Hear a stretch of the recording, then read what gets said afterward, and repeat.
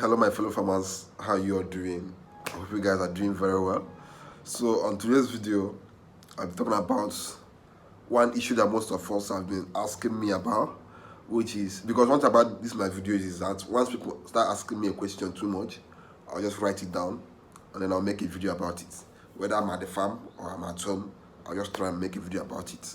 So, people have been asking about this question. People have been asking this question too much, so that's why I'm making this video today. People are always asking me, is it okay to to be using the services of a veterinary doctor, or is it better that I learn how to give the medications, even though I'm not a medical expert or an animal expert or a veterinary scientist or anything of that sort? But is it okay, or should I learn the drug aspect and the medication aspect of my animals? That's what we are going to be talking about on this video. So if this is your first time coming to this channel, what I want you to do now is to subscribe and click on that bell notification icon, so whenever I post a video you can get an update, because this my channel is for all of us. All of us are in this agricultural and livestock business, so it is for all of us, not for only me. Now for all of us get this channel. So make sure you subscribe and let's keep on growing this channel. So as I was saying, now there are two ways to go about this thing. Like I always say, I can only tell you the things I do, and I'm not even a very single-minded person. I'm always open-minded. So if I'm doing something and someone advises me that no, this how you're doing this is not the way to go about it, or this is how you should go about it, I'll be like, you know what? Nobody's perfect. Nobody knows it all. No man is an island. Even though I've been in this business for some years now, someone that just came in new, they can tell me something, and I'll look at it from an open-minded point of view, and I'll be like, what this guy is saying is true. Let me switch to his own idea. So nobody knows it all. So we are all learning. So what I might tell you might not be what might suit you. So we all have to be open-minded when it comes to running a business or when you are doing something. So that's it. So what I'm going to tell you people in this video is what I do, but you people can always advise me if you feel that what I'm doing is not the way to go about it. But all I'm saying is that what I'm going to tell you now is what I always do at a farm. Now, my problem with veterinary doctors is simple. I don't really have much problem with them. So don't look at the video title. I don't have much problem with them. Veterinary doctors are fantastic people. But at some point, a typical Nigerian veterinary doctor will try to rip you off. Will try to take advantage of you. Okay, for example, somebody told me a story. The guy, in fact, the main reason why I'm making this video, the guy called me some days ago and he was like complaining that he's about to start. It's not even a pig farm. It's not a cattle farm. It's a goat farm. The guy was like he's about to start a goat farm, and now since he doesn't know about the medication and he doesn't always have time to be at the farm, that he wants to be paying a veterinary doctor to be injecting the animals. Now the problem with the veterinary doctors is that both the drugs the animal need and the ones they don't need, they will package it together and tell that these animals need these drugs.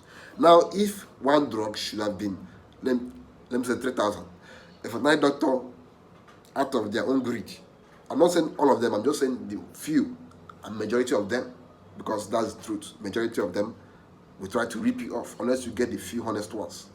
Now the problem here is that both the ones your animal need and both the ones your animal don't need, they'll add it together and tell that this is what I'm going to inject into your animals. Now they'll first of all tell you the cost of these drugs, and now they will also tell you the cost of injecting one animal. The guy was saying that the price that the veterinary doctor was telling him was that one goat he would charge 2,000 naira. 2,000 naira. Yes, it's 2,000 naira. Then the guy was starting his goat farm with 20 goats. Now times 20 goats times 2,000 naira. That means you're already spending 40,000 naira. You have not even started selling your goods, so you have already started spending 40,000 naira on injecting the few animals you have. And now the problem here is that this is just the cost of doing the services of injecting. Now the cost of those drugs, the guy said that it was around 13,000 naira, because he said that they will deworm, they will vaccinate, they will inject this one, they will inject that one. Bro, he's on the high side. Oh. That's what I told him, that if you are trying to run your farm, unless you are all these well-established farms, what I mean, well-established farms, you are having 1,000 animals. That means you have to employ the services of a well-known and a reputable veterinary doctor. Because in that case, you yourself, you cannot handle those animals yourself. You cannot handle their health conditions yourself. Now, what you have to do is to employ the services of a veterinary doctor. And that means if you're having an animal of 1,000 and something, 500 animals, that means you have the financial muscle to pay the prices of these veterinary doctors. Not just any veterinary doctor, the honest ones, because the honest ones will reduce the price for you. But the ones that are just trying to rip you off or take advantage of you will always make you to spend more than what you should have spent. Now, what do I do in my farm? How do I manage my animals? Because I'm also into livestock too. So how do I do all these things? First of all, when I started this livestock business, I was thinking that I also employ the services of a veterinary doctor. But at the end of the day, this is not just a hobby. We are raising animals. Some people raise animals because it's a passion. It's not necessarily their business. It's not their full-time work. Some people raise animals because they just want to have pets, while others raise animals because they want to make it as a business. They want to make profit from it. I'm not saying that I don't have passion for animals. I have passion for animals, but it's just that I'm converting my passion into a business. You know what I'm saying? So now, if I was running a pet farm, like I just love animals, I want to have animals, I'll probably employ the services of a veterinary doctor, since I don't care about how much I'm paying him or her, and I don't care how much I'm making from the sales of these animals. For me, it's just a fun stuff I'm doing. But a situation whereby it's a business for you, you will check costs. You will check the cost of running that farm. You also check the cost of paying these veterinary doctors, and you also check your profit. Now, if you are running a small farm, a farm that is less than 100 animals, a farm that is less than 200, and in fact, a farm that is less than 100 animals, let me just put it like that. A farm that is not so big, and you don't have the time to be there. Because I know some people that run big farms, they are just full-time big farmers, and they are always present in their farms. But if you are running a big farm, whether goats, cattle, poultry, pigs, anyone you are running, and you don't always have time to be there, that's when I'll tell you to employ the services of a veterinary doctor.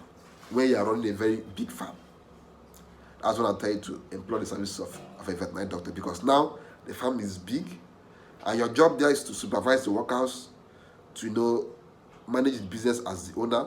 And now you cannot also come and do the job of a veterinary doctor for your animals. You have other things already to do. So it's better you pay somebody and employ the person and pay the person to be in charge of your animal's health.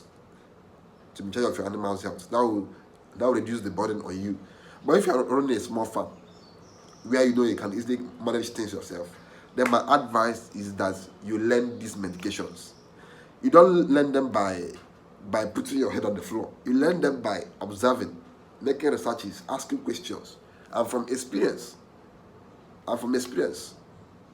And being close to those who are also into that business.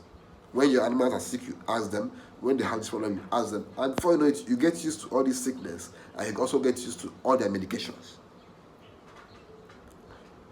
Now, there are some cases where, even if you are the one in charge of your animal's health, there are some health condition that might be bigger than you. It has happened to me before. There are some animals' health condition that will likely be bigger than you, than what you know, because at the end of the day, you're not a professional veterinary doctor. You are just trying to save costs, because you are running a business where you are trying to make more profit out of the business. For example, let me just tell people like a typical example of what happened to me once. My pigs, I usually inject them myself. If I'm not there, because I've also taught my workers how to inject. So if I'm not there, they'll be the one to inject. Now, for the pigs aspect, I inject. For the goats, I inject. For the cattle, I inject. Now, but there was something that happened to me once, and assuming I was able to, call a veterinary doctor, that loss would have been prevented. One of my cattle once had a health issue. In fact, it was bitten by a snake, and me, I didn't know that snake could affect cattle. I never knew that snake can affect cattle that much, because when I was starting cattle farming, I was browsing on this and they said that the snake's venom is not is not that the cattle is that the body is very big, and that the snake's venom doesn't have that capacity to go around the whole body and affect it. That's like what I had in my head. So I was like, since snake cannot affect my cattle, that means any other sickness they can have, that means I'll just inject them antibiotics. Now, when one of my cattle, it was a cow, when it had that snake bite, I was thinking that it was normal, health issues. I'll just inject antibiotics, give some vitamins and some other things, and it will get back on his feet. But that was how I stupidly, out of my own stupidity and ignorance, lost that cattle, lost that cow. I'm not say stupidity though.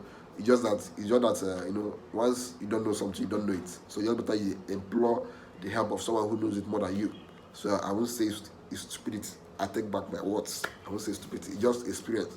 Not that it has happened. It can never happen again, because I've learned from what happened already. That's the most important thing. Now, in this case, the best thing I could have done at that point was to call a veterinary doctor, because at that point, that wasn't something that happens every day. That's not the kind of sickness that happens every day. I just saw it and I was like, if this other sickness I'm used to, I can just inject antibiotics and the rest, and they will recover. Now that this one has happened, let me just do the same thing. The normal things, the normal sickness of these animals is mostly they will be weak, they will have diarrhea, they will have swollen legs, they will be, they will have loss of appetite. Those ones are normal, sickness that you can just easily inject.